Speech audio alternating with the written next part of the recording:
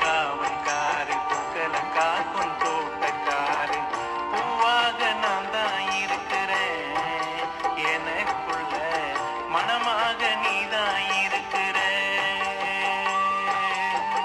பூவாக நான் தான் இருக்கிறேன் எனக்குள்ள மன்னவா நீ தான் இருக்கிற. ஓம் சாந்தி. 8/3/2025 காலை முரளி. ஓம் சாந்தி. பாப் தாதா, மதுவனம். சாராம்சம். இனிய குழந்தைகளே, ஆன்மீக சேவை செய்து உங்களுக்கும் ஏனையோருக்கும் நன்மை செய்யுங்கள்.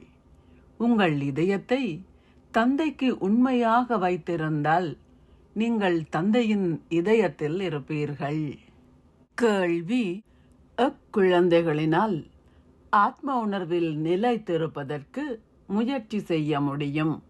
ஆத்ம உணர்வில் இருப்பவர்களின் அடையாளங்கள் என்ன? பதில்: இக்கல்வி மீதும் தந்தை மீதும் துண்டிக்க முடியாத அன்பை கொண்டிருப்பவர்களால் ஆத்ம உணர்வுடையவர்கள் ஆகுவதற்கான முயற்சியை செய்ய முடியும். அவர்கள் குளிர்ச்சியாக இருப்பார்கள். அவர்கள் அளவிற்கு அதிகமாக பேச மாட்டார்கள். அவர்கள் கடவுள் மீது அன்பு செலுத்துவதுடன் அவர்களுடைய நடத்தையும் மிகவும் ராஜரீகமாக இருக்கும். எங்களுக்கு கடவுள் கற்பிக்கின்றார், நாங்கள் அவருடைய குழந்தைகள் என்ற போதை அவர்களுக்கு இருக்கும்.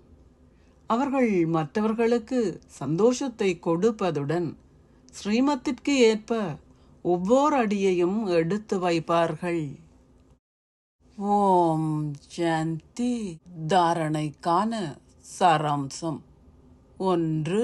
தந்தையால் விரும்பப்படுவதற்கு மற்றவர்களுக்கு பெருமளவு சந்தோஷத்தை கொடுங்கள்.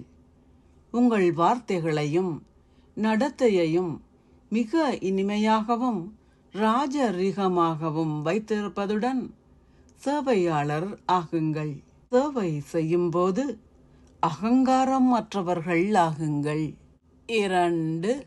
தந்தையையும் இந்த கல்வியையும் கைவிட்டு தற்கொலை செய்து கொள்ளும் பெரும் பாவத்தை செய்பவர்கள் ஆகாதீர்கள். ஆன்மீக சேவை முக்கிய விடயமாகும்.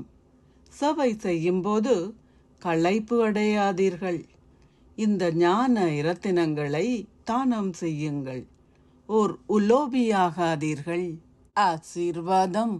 நீங்கள் சதா உங்களின் ஆதி தேசத்தினதும் ஆதி ரூபத்தினதும் விழிப்புணர்வை கொண்டிருப்பதன் மூலம் அன்பாகவும் பற்றற்றவராகவும் அப்பாற்பட்டவராகவும் இருப்பீர்களாக.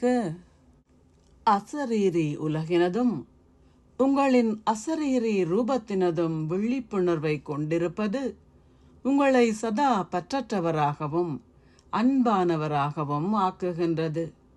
நீங்கள் அசரீரி உலகவாசிகள். இங்கே சேவைக்காக அவதரித்துள்ளீர்கள். நீங்கள் இந்த நிலையற்ற உலகிற்கு சொந்தமானவர்கள் இல்லை, ஆனால் அவதாரம் செய்திருப்பவர்கள். நீங்கள் இந்த சிறிய விடயத்தை நினைவு செய்தால் உங்களால் அப்பால் செல்ல முடியும். தங்களை அவதாரங்கள் என கருதாமல் இல்லறத்தவர்களாக கருதுபவர்களின் வாகனங்கள் சேற்றில் புதைந்துள்ளன. ஓர் இல்லறத்தவர் என்றால் சுமையுடன் இருக்கும் ஸ்திதியை கொண்டிருப்பவர்கள் என்று அர்த்தம். ஆனால் அவதாரம் என்றால் சம்பூர்ணமாக இலேசாக இருப்பார்கள். உங்களை ஓர் அவதாரமாக கருதுவதன் மூலம் நீங்கள் உங்களின் ஆதி தாமத்தையும் உங்களின் ஆதி ரூபத்தையும் நினைவு செய்து அப்பால் செல்வீர்கள். ஸ்லோகம். ஒரு பிராமணர் என்பவர் ஒவ்வொரு பணியையும் சுத்தத்துடனும் சரியான முறையிலும் செய்பவர் ஆவார்.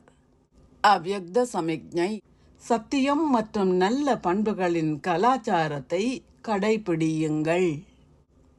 பணிவானவர்களால் புதிய உலக கட்டுமான பணியை செய்ய முடியும்.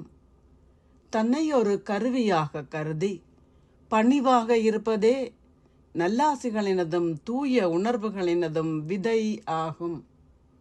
எல்லைக்குட்பட்ட மரியாதையை எதிர்பார்ப்பதற்கு பதிலாக பணிவானவர்களாக இருங்கள்.